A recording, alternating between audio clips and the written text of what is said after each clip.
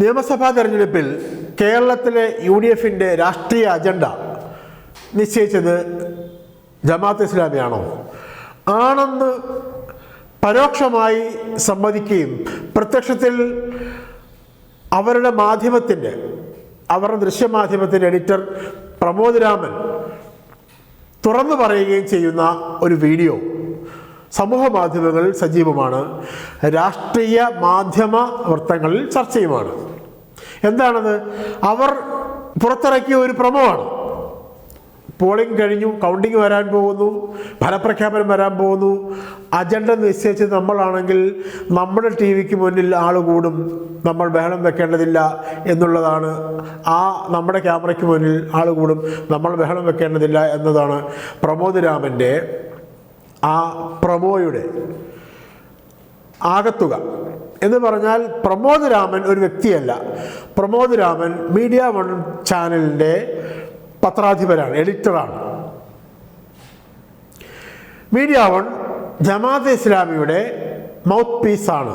ജമാഅത്ത് ഇസ്ലാമി ഈ തെരഞ്ഞെടുപ്പിൽ കഴിഞ്ഞ ചില തെരഞ്ഞെടുപ്പുകളായി പൊതുവെയും ഈ തെരഞ്ഞെടുപ്പിൽ പ്രത്യേകിച്ചും UDFിനെ നയിക്കുന്ന കോൺഗ്രസ് മുസ്ലിം ലീഗ് പാർട്ടികളുടെയും സൈദ്ധാന്തിക ബുദ്ധിജീവികളുടെ കൂട്ടായ്മയായി മാറാൻ കാര്യമായി കിണഞ്ഞ് ശ്രമിച്ച് ഒരു വലിയൊരു പരിധിയോളം വിജയിച്ചു നിൽക്കുന്ന സംഘടനയാണ് ജമാഅത്ത് ഇസ്ലാമിക്ക്. സംഘടനാപരമായി ചെറിയ ഒരു ചട്ടക്കൂട് മാത്രമേ ഉള്ളൂ. ജമാഅത്ത് ഇസ്ലാമിക്ക് വോട്ട് ബാങ്ക് കുറവാണ്.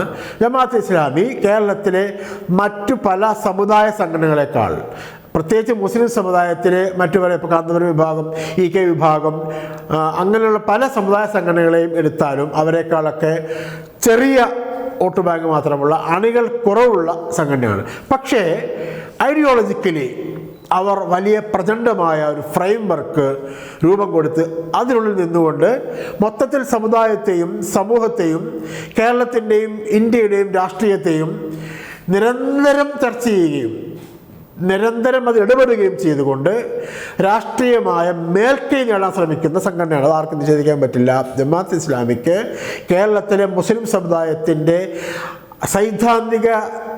കേരളത്തിലെ മുസ്ലിം സമുദായത്തിൻ്റെ പൊളിറ്റിക്കൽ ലീഡർഷിപ്പ് ഇല്ലെങ്കിലും ഐഡിയോളജിക്കൽ ലീഡർഷിപ്പ് ഉണ്ട് എന്ന് വരുത്താൻ കഴിഞ്ഞിട്ടുണ്ട്. അങ്ങനെ നിൽക്കുകയാണ്, അങ്ങനെ ഇരിക്കുകയാണ്, അങ്ങനെ നടക്കുകയാണ്. ജമാഅത്ത് ഇസ്ലാമി അതിനിർണായകമായി ഈ നിയമസഭാ തെരഞ്ഞെടുപ്പിൽ പറയുന്നത് ഞങ്ങളാണ് അജണ്ട നിശ്ചയിച്ചത്. അവരോട് തന്നെ പറയുന്നത് നമ്മളാണ് അജണ്ട നിശ്ചയിച്ചത്. എന്താണ് ആ അജണ്ട? അതായത് സംഘപരിവാറിൻ്റെ വർഗീയ രാഷ്ട്രീയത്തിനെതിരെ, ജമാഅത്ത് ഇസ്ലാമിയുടെ വർഗീയ രാഷ്ട്രീയത്തിനെതിരെ, എല്ലാ തരത്തിലുള്ള വർഗീയതയ്ക്കും ഫാസിസത്തിനുമെതിരെ ജനാധിപത്യത്തിൻ്റെയും മതേതരത്വത്തിൻ്റെയും രാഷ്ട്രീയം പറയുന്നത് CPM ആണ്. CPM നയിക്കുന്ന ഇടതുപക്ഷമാണ് എന്നെല്ലാവർക്കും അറിയാം. ഏറ്റവും സത്യസന്ധമായി ആ രാഷ്ട്രീയം പറയുന്നത് CPM ആണ്, ഇടതുപക്ഷമാണ്.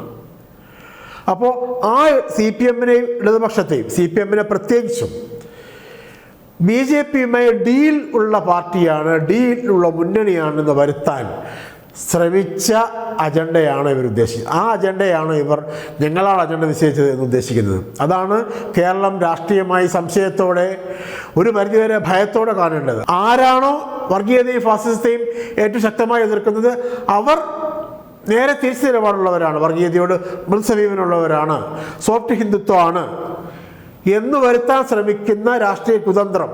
ഇത് കനകോലു സിദ്ധാന്തമാണ്, കനകോലുവിൻ്റെ സിദ്ധാന്തമാണ്. പക്ഷേ അതിൻ്റെ പ്രയോക്താക്കൾ ജമാഅത്ത് ഇസ്ലാമിയാണ്. ജമാഅത്ത് ഇസ്ലാമി വഴി മുസ്ലിം ലീഗിൻ്റെയും കേരളത്തിലെ കോൺഗ്രസിൻ്റെയും സൈബർ നാവുകളും അല്ലാത്ത നാവുകളും ഏറ്റുപറഞ്ഞ രാഷ്ട്രീയമാണ്. എന്താണത്?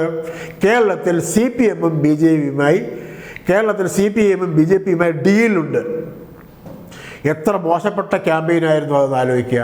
അതിനെ വലിയൊരു പരിധിയോളം മറികടക്കാൻ, എതിർ ക്യാമ്പയിൻ കൊണ്ട് തകർക്കാൻ LDF-നും CPM-നും കഴിഞ്ഞിട്ടുണ്ട്. അത് സത്യമാണ്. മാത്രമല്ല, ആ വിട്ടുപോയ ഗ്യാപ്പിൽ LDF-ൻ്റെയും CPM-ൻ്റെയും രാഷ്ട്രീയ വിശ്വാസ്യത ആളുകൾക്ക് ബോധ്യപ്പെട്ടിട്ടുണ്ട്.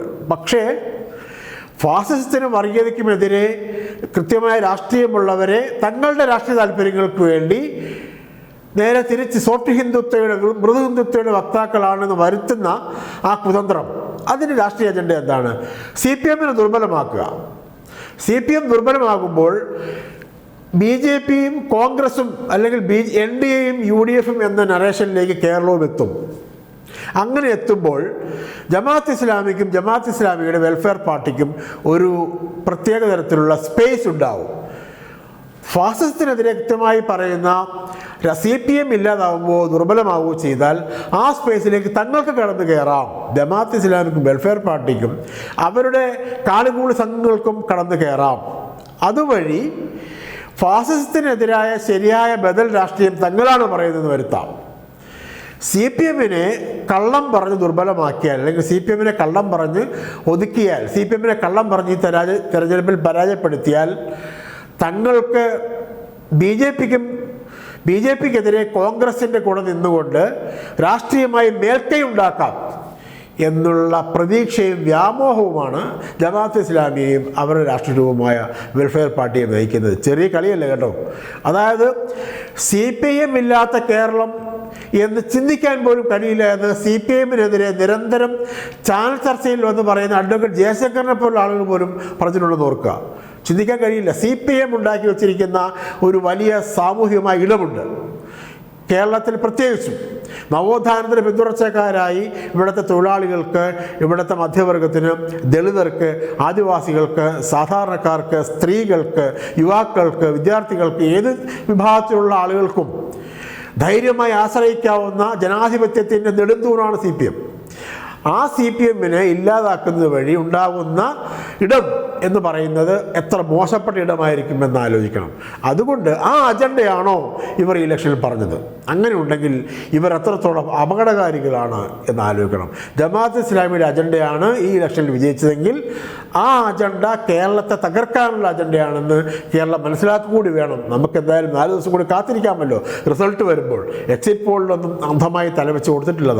നമ്മൾ റിസൾട്ടിനെയാണ് യഥാർത്ഥ ഫലത്തെയാണ്, എക്സിറ്റ് പോളിനെ അല്ല, എക്സാക്ട് റിസൾട്ടിനെയാണ് നമ്മൾ കാത്തിരിക്കുന്നത്. ശരിയായ ഫലത്തെയാണ്. തെരഞ്ഞെടുപ്പിൽ ജനങ്ങൾ എന്ത് തീരുമാനിച്ചു എന്നറിയാനുള്ള ആകാംക്ഷയോടെയാണ് നമ്മൾ കാത്തിരിക്കുന്നത്.